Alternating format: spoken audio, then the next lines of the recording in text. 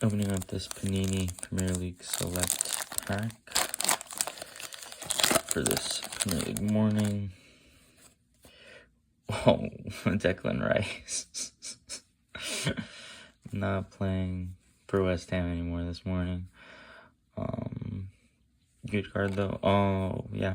Tyler Adams. I think he's supposed to go to Bournemouth. The American. USA International. Ooh, Gabriel Martinelli. The Brazilian winger for Arsenal. And, ooh, what did he say? Yeah. He's a pretty good player, Crystal Palace. I believe he will continue to play for them. But yeah, that was 90 minutes with me, Matthew.